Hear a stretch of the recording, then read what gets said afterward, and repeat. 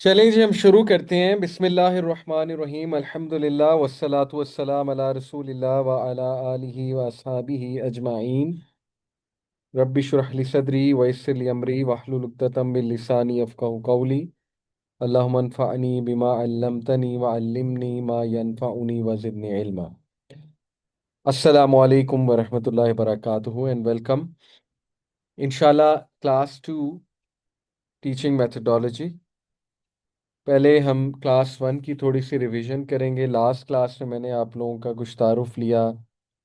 मुझे पता लगा माशाल्लाह आप में से कुछ टीचिंग कर रहे हैं, कुछ करना चाहते हैं।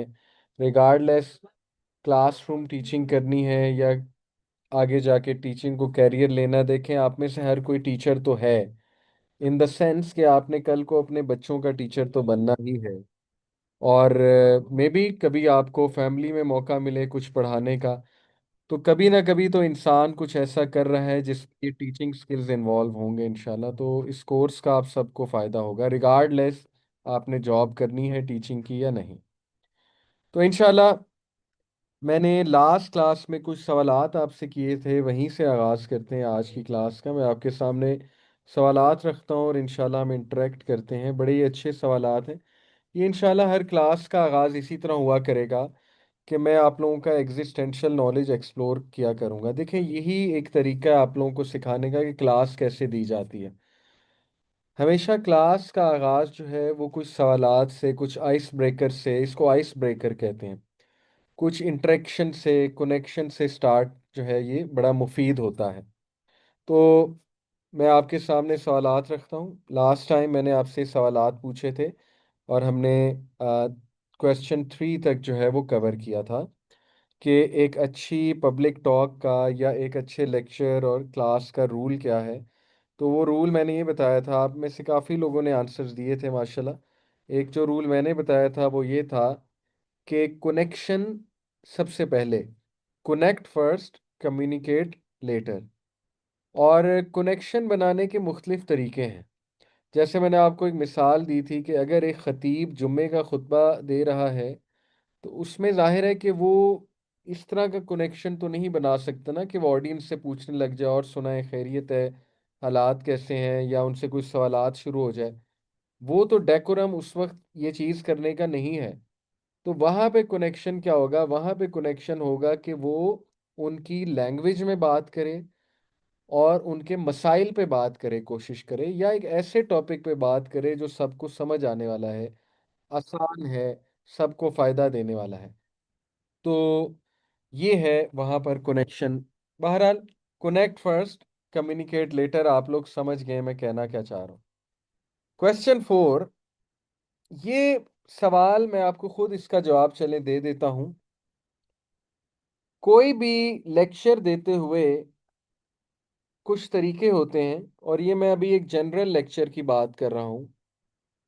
तो हम ये पढ़ाते हैं कि एक तरीका होता है कि आप हॉरिजॉन्टली आगे चलते हैं, एक तरीका होता है वर्टिकली चलते हैं, और एक होता है आप सर्कुलरली चल रहे होते हैं। इससे मुराद क्या है? हॉरिजॉन्टल से मुराद है एक्स एक्सिस पे, ये जो एक्स एक्सिस हमारा होता है इस तरफ, जैसे मेरा एरो मूव कर रहा है, ठीक है। वर्टिकल है वाई एक्सिस, डेप्थ में जाना, इस तरह से ऊपर की तरफ, ये वर्टिकल होता है, ठीक है। सर्कुलरली आपको पता है सर्कल में घूमते रहना। तो इससे मुराद बेसिकली है कि देखें, एक तो तरीका ये है कोई भी बात करने का कि आपकी जो बात है या लेक्चर है वो आगे की तरफ मूव कर रहा है और उसमें नया नया नॉलेज और इन्फॉर्मेशन आ रही है। जैसे एक किताब होती है, वो एक चैप्टर से शुरू होती है, नेक्स्ट चैप्टर पे जाती है, फिर थर्ड चैप्टर पे, फिर फोर्थ चैप्टर पे, फिर फिफ्थ चैप्टर पे, फिर सिक्स चैप्टर पे, और उसके बाद वो किताब ख़त्म हो जाती है और वो मुख्तलिफ चैप्टर्स उसके होते हैं। ये है हॉरिजॉन्टल अप्रोच। एक अप्रोच होती है वर्टिकल, कि आप एक बात पकड़ लेते हैं और उसकी डेप्थ में जाते हैं, उसके मुख्तलिफ पहलू लेकर आते हैं। सेम टॉपिक के मुख्तलिफ पहलू लेकर आते हैं, ठीक है। और एक है सर्कुलर, के आप एक ही बात को पकड़ के उसी पर घूमे जाते हैं। ये जो स्टाइल है सर्कुलर, ये लोगों को बोर कर देता है। यानी एक बात लोगों को समझ आ चुकी है, तो अब आपकी टॉक आगे बढ़नी चाहिए, ना कि आप उसी बात को पकड़ के, जिसको कहते हैं ना बात की खाल उतारना। तो वो बात है कि बीटिंग अराउंड द बुश, जिसको इंग्लिश में कहते हैं बीटिंग अराउंड द बुश, यानी कि एक ही चीज़ पर आप घूमी जा रहे हैं। तो ऑडियंस इससे बोर हो जाती है, उनको अब कुछ और सुनना है। मैं आपको मिसाल देता हूँ। देखें, अगर मुझे टॉपिक मिला है सीरत नबवी, रसूलुल्लाह सल्लल्लाहु अलैहि वसल्लम की सीरत, तो उसमें हॉरिजॉन्टल अप्रोच तो ये है कि मैं शुरू हूँ इस बात से कि अल्लाह के नबी सल्लल्लाहु अलैहि वसल्लम की पैदाइश को थोड़ा सा बयान करूँ, और मे बी उससे रिलेटेड कुछ मौजज़ात को बयान करूँ। उसके बाद मैं इस पर आ जाऊँ कि नबी सल्लल्लाहु अलैहि वसल्लम वो नबूवत से पहले कैसे थे, सादिक और अमीन, इस चीज़ को एक्सप्लेन करूँ। उसके बाद मैं नबी सल्लल्लाहु अलैहि वसल्लम जब नबी बने तो उन्होंने हर मुश्किल को फेस किया, उसके कुछ पॉइंट्स बताऊं। उसके बाद आगे जाऊं तो ये बताऊं कि वो अपनी बीवियों के साथ कैसे थे, वो आम लोगों के साथ कैसे थे। तो आप समझ रहे हैं ये मेरी टॉक आगे मूव कर रही है, ठीक है। उसके बाद वर्टिकल स्टाइल ये है कि मैं एक चीज को पकड़कर उसकी गहराई में जाऊं और उसके मुख्तलिफ पहलू लोगों के सामने रखूं। मिसाल के तौर पे सीरत नबवी के टॉपिक को मैं ऐसे भी ले सकता हूं कि मैं लोगों को बताऊं कि आइए आज के 21वीं सदी के मसाइल सामने रखते हैं। वो क्या हैं? डिप्रेशन, एंजाइटी, स्ट्रेस, और लड़ाइयाँ आपस की, फिर जो है ना बर्नआउट वगैरह वगैरह, ये सारे मसाइल हम सामने रखते हैं। Scrolling, social media addiction. और मैं आपको 10 ऐसे नबवी रवैये बताता हूँ जो इंशाअल्लाह ताला आप लोगों को बहुत फ़ायदा देंगे। यानी मैंने सुन्नत से बात शुरू की कि आइए नबी सल्लल्लाहु अलैहि वसल्लम की 10 प्रोडक्टिव सुन्नत पे बात करते हैं, ठीक है। तो मैं गहराई में जा रहा हूँ सुन्ना को लेकर, यानी प्रोडक्टिव सुन्ना से बात करने लगा हूं, और उसके 10 पॉइंट्स आपको बताऊंगा कि नबी सल्लल्लाहु अलैहि वसल्लम की कुछ आदात आपके सामने रखता हूँ। तो देखिए, ये एक तरीका है कि मैंने सिर्फ आदात को पकड़ा है और मैं आदात की गहराई में गया हूँ। हॉरिजॉन्टल अप्रोच ये है कि मैंने उनकी ज़िंदगी के मुख्तलिफ औकात को और मुख्तलिफ जो चैप्टर्स हैं उनकी ज़िंदगी के, उनको सामने रखा है और उसमें से सीरा बयान किया। और वर्टिकल अप्रोच ये है कि मैंने एक ऐसी चीज़ को पकड़ लिया है जिसकी गहराई में मैं बहुत ज़्यादा जा सकता हूँ, ठीक है। सर्कुलर अप्रोच ये है कि मैं यहाँ से शुरू करूँ कि अल्लाह के नबी सल्लल्लाहु अलैहि वसल्लम, उनकी पैदाइश से बात शुरू करूँ, और मैं यही बात करता रहूं कि हमारे नबी सल्लल्लाहु अलैहि वसल्लम जो है वो बहुत अजीम थे और उनकी पैदाइश पे ये मौजज़ात हुए हैं, और मैं इसी में घूमता रहूं। तो ना टॉक आगे जा रही है, ना टॉक गहराई में जा रही है, बल्कि वो एक ही पॉइंट को पकड़ के मैं बार बार रिपीट कर रहा हूं। तो ये मिस्टेक बहुत से लोगों से होती है कि जब वो कोई लेक्चर देते हैं तो सुनने वाले उससे इसलिए भी बोर हो जाते हैं क्योंकि उनकी चीज़ आगे नहीं चल रही होती, उसमें कुछ नया नहीं आ रहा होता है, या उसमें गहराई नहीं होती है। गहराई से यहाँ पे मुराद है उसी चीज़ के मुख्तलिफ पहलू बयान कर देना, ठीक है। ये चीज़ें जैसे जैसे हम आगे जाएंगे आपको मज़ीद समझ आती जाएंगी। अभी मैं सिर्फ एक आप लोगों का नॉलेज असल में चेक करना चाह रहा था, लेकिन इस सवाल का जवाब मैंने खुद दे दिया, ठीक है। अगले सवाल का जवाब मैं आपसे चाहूँगा ज़रूर। What is a good question? अगर मैं आपसे ये पूछूं कि एक अच्छे सवाल के क्या औसाफ हैं, ये सवाल खुद इतना ज़रूरी क्यों है? क्योंकि आपने बतौर टीचर ना सिर्फ अपने स्टूडेंट्स को ये कहना है मुझसे सवाल पूछो, बल्कि ये भी कहना सिखाना है कि अच्छा सवाल क्या होता है। तो आपके नज़दीक एक अच्छे सवाल के क्या औसाफ होने चाहिए? सोचें, जवाब दीजिए। सीरत से कोई मिसाल जहन में आती तो बताइए।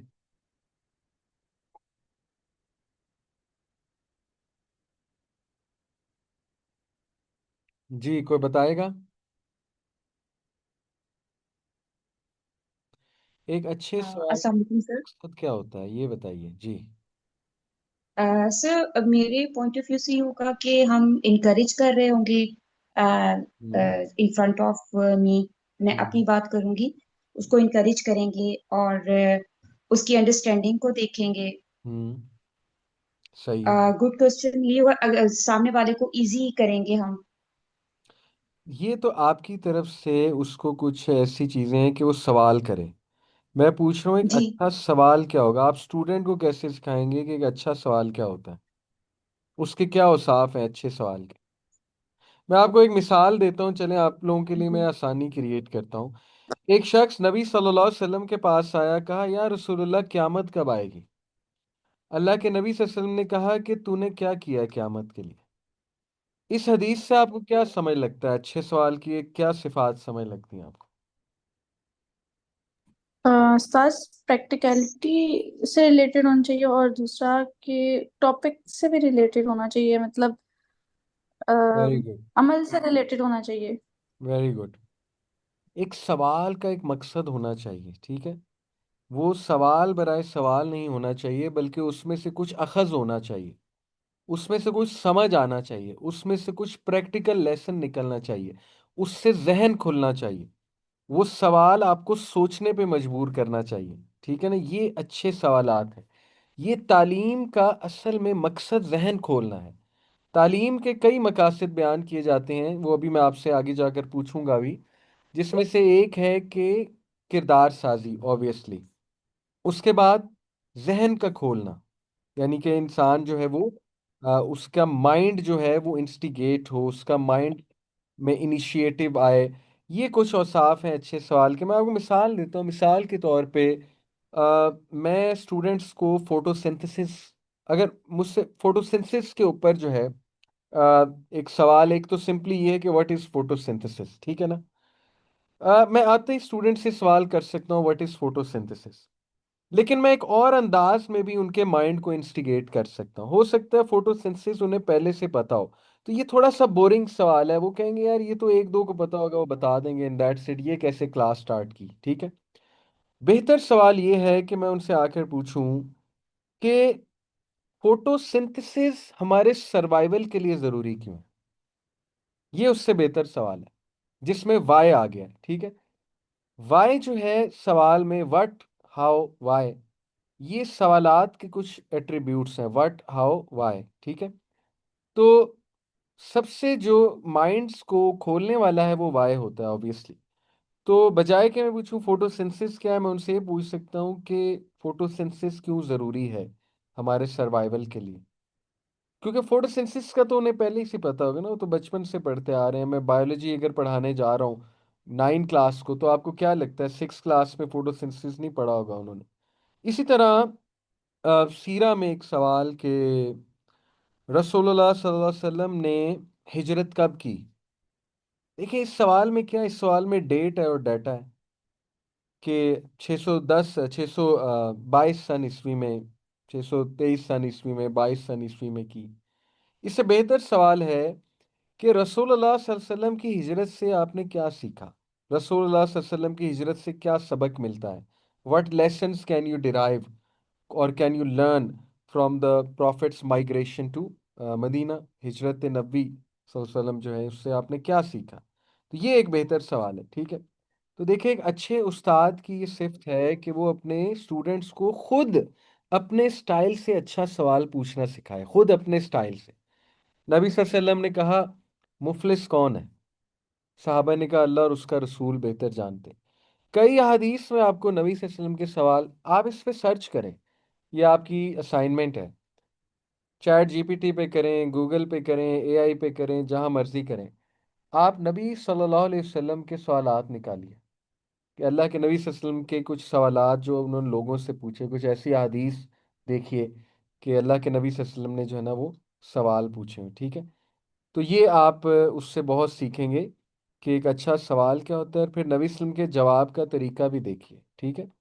ये बहुत ज़बरदस्त आपको उससे पढ़ाने का, लोगों से बात करने का जो है ना वो तरीका पता चलेगा।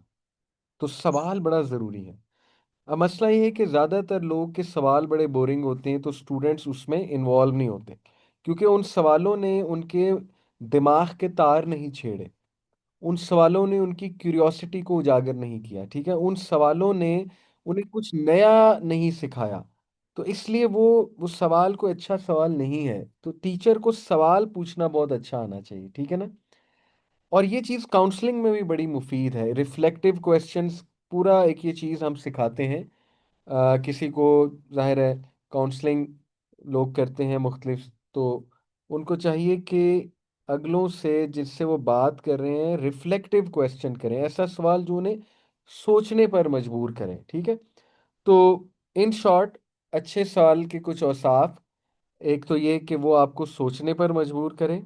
ठीक है। जैसे मिसाल के तौर पे मैं आप लोगों से पूछूं क्लास में आते ही गुस्सा क्या है। देखें, इससे बेहतर सवाल ये है कि मैं आपसे पूछूं कि लोग क्यों गुस्सा होते हैं। गुस्सा क्या है, आप कहेंगे सर गुस्सा है कि बंदे का मुंह लाल हो जाता है, बंदा जो है ना वो आग बगोला हो जाता है, ये गुस्सा है। तो ये तो मज़ा नहीं आया। ठीक है ना। इससे बेहतर सवाल है मैं आपसे पूछूं कि why do you think people get angry. आपको क्या लगता है लोग क्यों गुस्सा होते हैं। तो वहां आपका जहन खुलेगा, वहां आप अपनी भी कुछ बातें बताएंगे। ठीक है। तो ये एक मिसाल है कि ऐसा सवाल जो आपको सोचने पे मजबूर करे।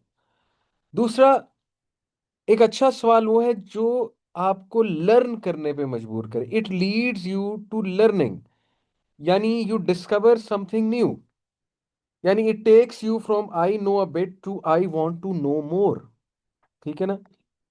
तो जैसे why is the sky blue, मैं फिजिक्स में आकर पूछूं स्टूडेंट से कि आसमान नीला क्यों नजर आता है, और ये रिफ्रैक्शन का ताल्लुक है इससे, रिफ्रैक्शन के चैप्टर में आकर पूछ सकता हूँ। ठीक है ना।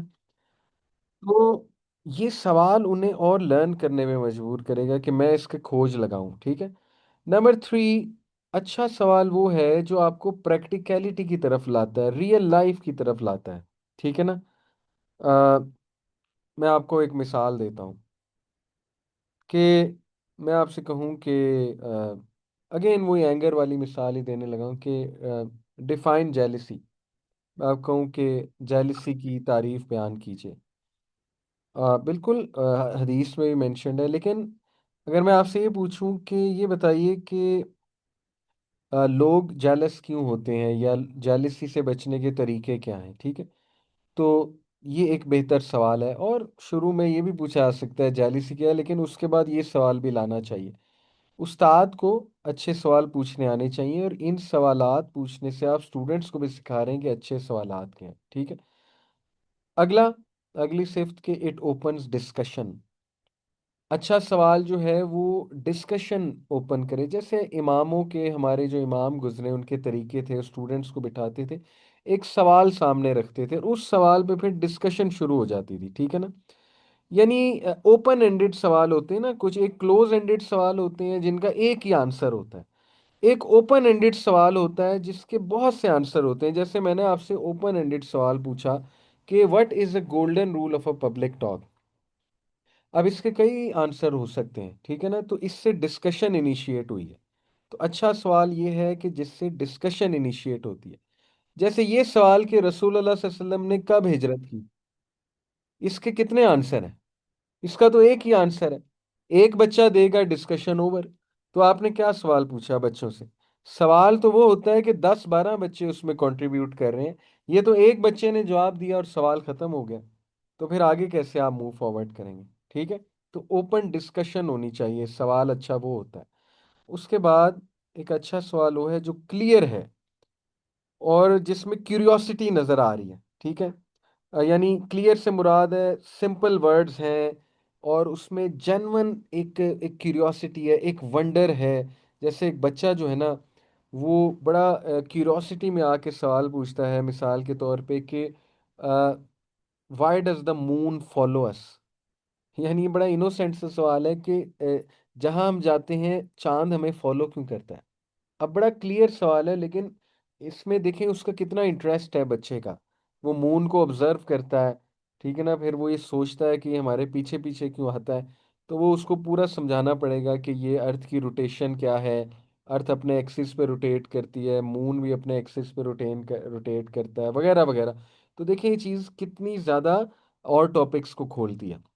तो एक अच्छा टीचर जो है उसको सही सवाल करना आना चाहिए लोगों से, और उससे उसकी टीचिंग बहुत निखर जाएगी। ठीक है। तो ये चीज़ मैं आपको इसलिए बता रहा हूँ। ये सवाल जो सातवां है, ये अगर कोई डिफाइन कर दे क्रिटिकल थिंकिंग, फिर छठे की तरफ भी आते हैं। क्रिटिकल थिंकिंग टीचिंग का बहुत बड़ा एलिमेंट है, और पेरेंटिंग का भी, बाय द वे। एक अच्छा पेरेंट, अच्छा टीचर वो है जो अपने बच्चे में क्रिटिकल थिंकिंग पैदा करता है। क्रिटिकल थिंकिंग क्या है? आसान अल्फाज, क्या है क्रिटिकल थिंकिंग?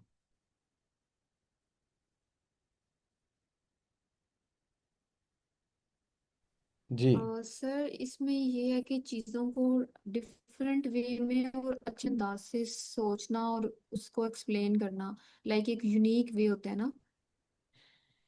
डिफरेंट वे में और यूनिक अंदाज में सोचना बिल्कुल ठीक है। एक प्रॉब्लम को लेकर उसके मुख्तलिफ पहलू निकालना, उसके प्रोज देखना, उसके कॉन्स देखना, उसको एनालाइज करना सारी चीज़ों को सामने रख के, और फिर एक कंक्लूजन निकालना, इस पूरे प्रोसेस को क्रिटिकल थिंकिंग कहते हैं। ठीक है। तो ये चीज़ बहुत ज़्यादा मुफीद है ऐसे लिखने में। एक क्रिटिकल थिंकर एक चीज़ को हर पहलू से एड्रेस कर सकता है। ठीक है। मिसाल के तौर पे, मैंने रिसेंटली एक पॉडकास्ट किया, mental health of teachers. Teachers day अभी गुजरा था, तो मैंने टीचर्स के लिए डेडिकेट किया एक पॉडकास्ट कि आओ टीचर्स के इश्यूज पे बात करते हैं। अब देखें, मुझे क्रिटिकली ये सोचना है कि इस टॉपिक के क्या क्या पहलू मैं वहाँ खोल सकता हूँ, और मुझे सारी साइड्स को देखना है। अगर मैं टीचर्स की साइड ले रहा हूँ तो मुझे स्कूल की साइड भी लेनी है। ये क्रिटिकल थिंकिंग है। जैसे अगर मैंने बहुत ज़्यादा शुरू में आधा घंटा इस बात पे लगाया कि स्कूल टीचर्स के साथ ये करते हैं, उन्हें सैलरी कम देते हैं, उनकी मेंटल हेल्थ का ख्याल नहीं रखते, उनको झिड़कते हैं, उनको समझते कुछ नहीं, ठीक है ना, उन पे बड़ा लोड डालते हैं, उनको कम तनख्वाह में बहुत ज़्यादा काम लेते हैं, ब्ला ब्ला ब्ला वगैरह वगैरह। ठीक है। लेकिन साथ में मैंने ये बात भी करनी है कि हाँ, टीचर्स भी कुछ, उनमें भी सुस्तियां हैं। वो भी सीखना नहीं चाहते, वो भी एक्सेल नहीं करना चाहते, वो भी फीडबैक नहीं लेते, उनकी इमोशनल इंटेलिजेंस बहुत लो है। उनको थोड़ी सी फीडबैक दे दो वो माइंड कर जाते हैं। उनमें जो है आगे बढ़ने का जज्बा नहीं है। उनकी अपनी ट्रेनिंग नहीं हुई हुई, वो बहुत ज़्यादा साइकोलॉजिकल बैगेज उठा के स्कूल में ला रहे होते हैं। और सबसे बड़ी बात, ज़्यादातर लोग तो टीचिंग में आते इसलिए क्योंकि कोई और जॉब नहीं मिली, तो वो क्या टीचिंग करेंगे। ठीक है। तो मैंने सिर्फ टीचर्स की साइड तो लेनी ही है शुरू में, लेकिन मैंने दूसरे पहलू भी बयान करने हैं। इस सारी चीज़ को क्रिटिकल थिंकिंग कहते हैं, कि मैंने प्रोज कॉन्स और तमाम पहलू सामने रखने, और फिर मैंने पूरी सिचुएशन को एनालाइज करके आगे कंक्लूजन रखना है। तो ये चीज़ एक टीचर और एक पेरेंट में सिफ्ट होनी चाहिए कि वो अपने बच्चे को मुख्तलिफ पहलुओं से सोचना सिखाए, और मुस्बत सोचना सिखाए, और मुस्बत उसे कंक्लूजन निकालना सिखाए। ठीक है ना। ये चीज़ पेरेंटिंग में इतनी इम्पोर्टेंट है, इतनी इम्पोर्टेंट है, कि हमारे पास रिसर्चेज हैं कि जो पेरेंट्स अपने बच्चों में बचपन में क्रिटिकल थिंकिंग डालते हैं, उसके डालने के तरीके क्या हैं, ये एक अलग टॉपिक है।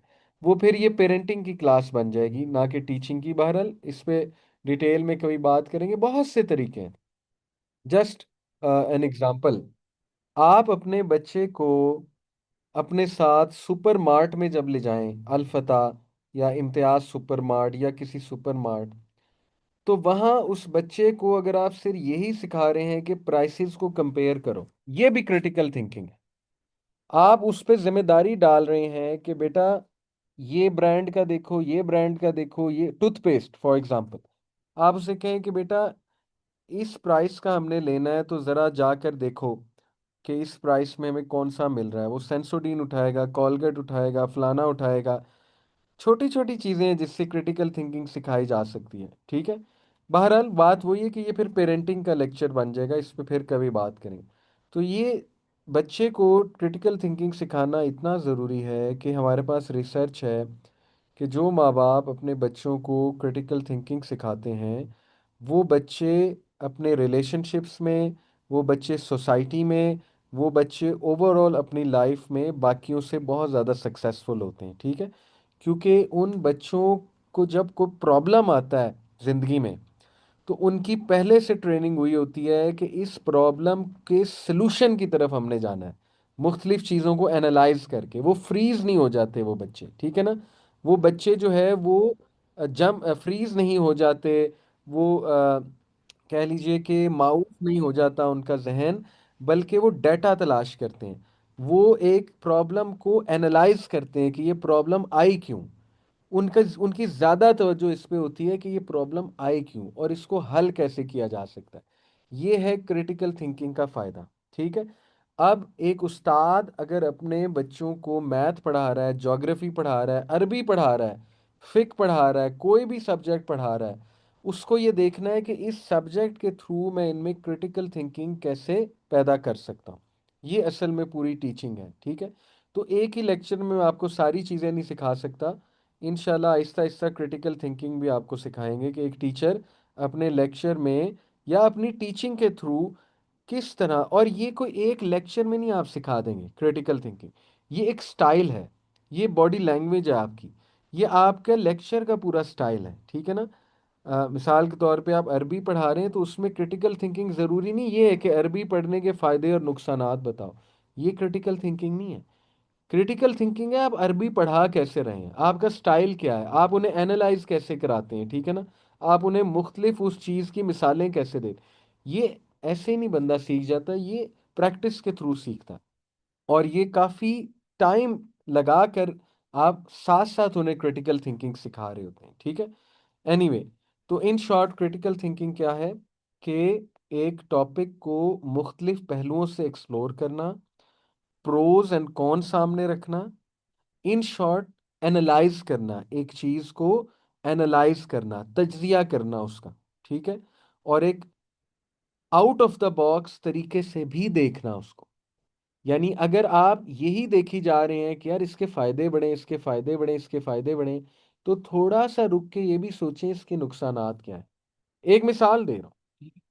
इसी तरह अगर आप जो है वो एक टॉपिक, जैसे मैंने आपको बताया कि मैंने टीचर्स पे एक टॉपिक किया, तो मैं टीचर्स की तारीफ़ें किए जाऊं, तो मुझे थोड़ा सा ये भी देखना है कि टीचर्स में कमियां क्या हैं।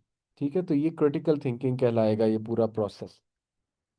आगे चलते हैं और मैं आज आपसे कुछ सवालात और करूंगा इंशाल्लाह ताला। सबसे पहला सवाल बहुत सिंपल सवाल है और ओपन एंडेड सवाल है, आप लोगों के मुख्तलिफ जवाबात इसमें आएंगे। What is teaching? टीचिंग क्या है? चूंकि हमारे कोर्स टीचिंग मेथडोलॉजी है, टीचिंग क्या है? जी। कुछ सिखाना। कुछ सिखाना। जी। और और परमानेंट चेंज इन बिहेवियर। उसका मकसद हो गया परमानेंट चेंज इन बिहेवियर। देखें, इससे बेहतर सवाल व्हाट इज टीचिंग से बेहतर सवाल क्या है कि टीचिंग के मकासद क्या है। टीचिंग तो आप कोई ना कोई आंसर दे देंगे, ठीक है, कि सिखाना किसी को कुछ। उससे बेहतर सवाल ये है कि उसके मकासद क्या हैं। ठीक है। अब मकासद की बात की जाए तो वो आप बहुत से जवाब उसके दे सकते हैं। जैसे इन्होंने सिस्टर ने कहा कि उसका एक मकसद है किसी को सिखाना। अच्छा, और सोचिए मकासद टीचिंग के। Sir, to convey the knowledge to हो गया, as well as planning. Planning बताना उनको हमें कैसे प्लानिंग करनी चाहिए, और इंगेजिंग हम्म, प्रोसेस ठीक है। लाइक दिस, एंड स्किल्स किस तरह हम स्किल जो है उसको और इम्प्रूव कर सकते हैं, वैल्यूज एंड डिफरेंट एटीट्यूड्स। देखें, simply in very simple term, जो बहन ने बात शुरू में की थी कि टीचिंग है पढ़ाना। In short, transfer of information. मैं आप लोगों को अभी पढ़ा रहा हूँ, मैं एक इंफॉर्मेशन आप लोगों को ट्रांसफ़र कर रहा हूँ। ठीक है। लेकिन it is much more than that. वो तो आपको चैट जीपीटी भी कर सकता है ना, तो फिर तो वो भी टीचर हुआ आपका। वो तो गूगल भी कर सकता है, वो तो यूट्यूब भी कर सकता है, तो फिर तो आपके वो भी टीचर्स हैं। तो टीचिंग सिर्फ और सिर्फ ट्रांसफ़र ऑफ इंफॉर्मेशन नहीं है। टीचिंग जो है, जी जी बताइए। सर, मैं जो मेरे माइंड में एक चीज आई थी वो था कि आपको वैल्यूज भी बतानी है, क्योंकि हम्म। गूगल या चैट जीपीटी जो है वो आपको वैल्यूज नहीं बता रहे होते साथ साथ, कि किस तरह का एटीट्यूड टीचर टीचर का होना चाहिए विद स्टूडेंट्स। वैल्यूज क्या है हमारी वो बतानी होती है। कन्वे तो वो भी कर देते हैं, गूगल भी कर देता है हमें कन्वे, हम कुछ भी इस पे लिखें तो आ जाता है।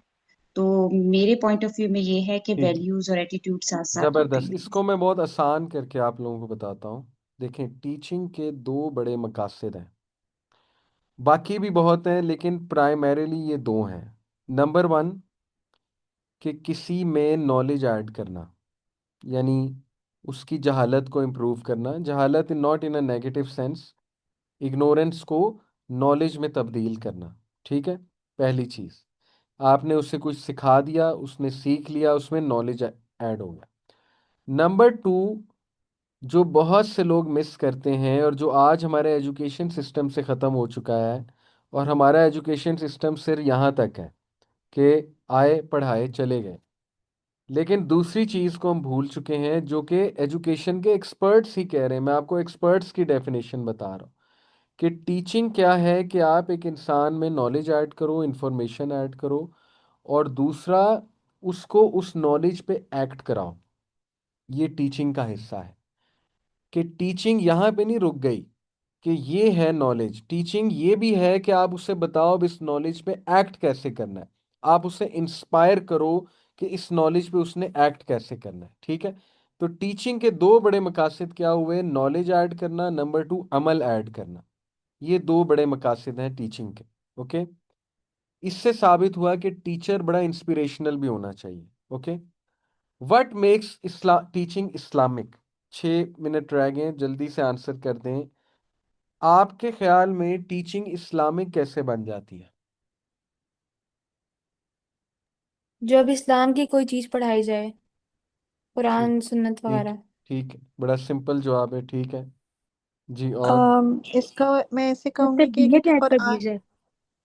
जी, कुरान में जैसे है अमर बिल मारूफ व नही अनिल मुनकर, तो ये हम सबका यानी एज अ मुस्लिम भी फर्ज है, like it is Islamic because teaching की मेथोडोलॉजी ही पूरा इस्लाम पर बेस है। सर बिल्कुल ठीक। इस्लामिक वैल्यूज ऐड करना टीचिंग में। सबसे पहले जी, बिल्कुल ठीक है। सबसे पहले टीचिंग इस्लामिक तब बनती है जब उसमें अल्लाह की रज़ा मकसूद हो। सबसे पहली तो बात वो इन्नमल आमालु बिन्निया, ये हदीस, हर हदीस की किताब स्टार्ट यहाँ से हो रही है। क्यों? ये हदीस बहुत ज़रूरी है, बहुत ज़रूरी है। आपको पता है, एक स्कॉलर हैं, मेरे ख्याल इमाम बुखारी हैं गालिबन, वो कहते हैं कि मेरा बस चले मैं हर चैप्टर का आगाज़ इस हदीस से करूं। हर चैप्टर का, हदीस में जैसे अब बाब होते हैं ना, तो वो कहते हैं मेरा बस चले तो हर चैप्टर का इससे आगाज़ करूं, क्योंकि निया इज़ एवरीथिंग। जब नीयत चेंज होती है तो टीचिंग इस्लामिक बन जाती है। देखें, एक टीचर जो है वो इकोनॉमिक्स पढ़ा रहा है, एक टीचर जो है वो लेट्स से केमिस्ट्री पढ़ा रहा है, वो कितना इस्लाम ऐड कर देगा उसमें? कितना कर देगा? मे बी 5%, 10, और क्या इस्लामिक ऐड करे? वो जो पढ़ाना है वो तो पढ़ाना है। तो वो इस्लामिक कैसे बन जाएगी वो वाली टीचिंग? केमिस्ट्री, कितना इस्लाम डाल सकते हैं आप केमिस्ट्री में? कितना इस्लाम डाल सकते हैं आप जो है ना बाकी सब्जेक्ट्स में जो बड़े टेक्निकल? मैथ्स में आप कितना इस्लाम डाल सकते हैं? मैथ्स में तो आपने पाइथागोरस थ्योरम में आप क्या इस्लाम डालेंगे? मे बी को मिसाल डाल सकते हैं।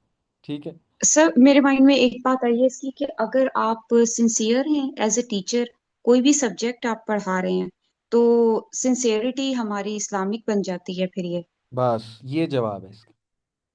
जी। ये इसका जवाब है कि जब एक टीचर अल्लाह की रज़ा, देखिए पैसे पैसे भी हैं, हम पैसों को कैंसिल नहीं कर रहे, पैसे आपका हक है, अच्छी सैलरी आपका हक है।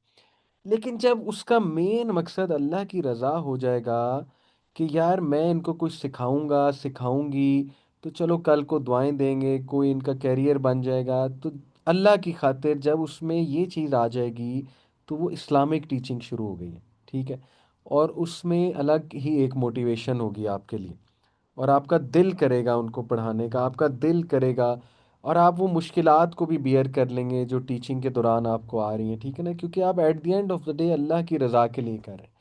तो सिंपली नीयत चेंज करके, क्योंकि मैथ्स में आप क्या इस्लामिक डालेंगे? ठीक है ना, लेकिन मैथ्स भी इस्लामिक टीचिंग बन सकती है अगर वो आप इस नीयत से जा रहे हैं कि यार ये मुसलमान बच्चे, इनको मोटिवेट करना है, कॉम्पिटेंट बनाना है मैंने, ताकि मुसलमानों में कॉम्पिटेंसी आए अल्लाह की खातिर। ठीक है ना, तो ये फिर इस्लामिक टीचिंग बन गई है। तो निया इज़ एवरीथिंग, कि जब आप अल्लाह के प्लेजर के लिए, अल्लाह की खातिर आप पढ़ाने निकलते हैं, और सैलरी वगैरह अपनी जगह है, वो आपका राइट है, ठीक है।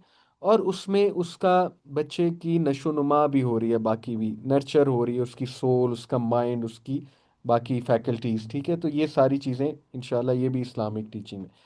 आखिरी सवाल कि आपको कैसे पता लगेगा कि आपकी टीचिंग सक्सेसफुल होगी, जल्दी से जवाब दे दें फिर मैं बताता हूँ, और फिर नेक्स्ट क्लास कंटिन्यू करेंगे जी। सो स्टूडेंट्स के अंदर खुद एतमादी नज़र आए, कॉन्फिडेंस नज़र आए, हम्म। तजस्सुस, क्यूरियोसिटी नज़र आए। हम्म। ठीक है। और सर जो पढ़ाया है वो अमल में लेकर आए उसको गुड, अपने। सबसे बड़ा इंडिकेटर तो ये बस है कि जो स्टूडेंट पढ़ाया है की वो अमल। अंडरस्टैंडिंग अच्छी हो और वो सवालात और ज्यादा करें। जी बिल्कुल बिल्कुल। देखें मोटा तो मोटा कि क्या। सब जी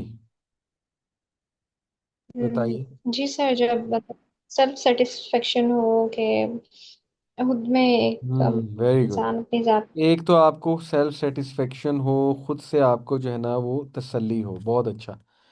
इसके बाद जो है वो ये कि क्या आपने उनकी थिंकिंग कैपेबिलिटी को उजागर किया है, एक्टिवेट किया है।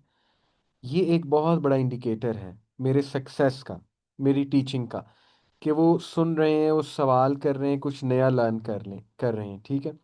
उसके बाद ये जो सिस्टर ने बात की थी कि क्या वो अप्लाई करना सीख गए उस चीज़ को जो मैंने सिखाई, क्या मैंने उन्हें अप्लाई करना सिखाया है उन्हें, ठीक है। और इसके बाद अगर इस्लामिकली देखा जाए तो वो ये है कि क्या ये सीख कर ये एक अच्छे इंसान बन गए हैं, अगर तो वो सब्जेक्ट ऐसा है या आपने कोई ऐसी चीज़ पढ़ाई है, ठीक है, और ये ट्रुथ सीकर बन गए हैं, सच की तरफ जाने वाले बन गए हैं। तो ये मोटे मोटे इंडिकेटर्स हैं। इंशाल्लाह नेक्स्ट क्लास स्टार्ट यहाँ से करेंगे, मज़ीद इस पे बात करेंगे। तो आप भी मज़ीद सोचिएगा, और आपकी असाइनमेंट है वाई रसूल वसल्लम के सवालात आपने ढूंढने हैं जो उन्होंने पूछे हैं सहाबा से, और उनको एनालाइज करना है और उनके जवाब को एनालाइज करना है। ये आपकी असाइनमेंट है। इंशाल्लाह नेक्स्ट वीक मुलाकात होती है। अस्सलाम वालेकुम।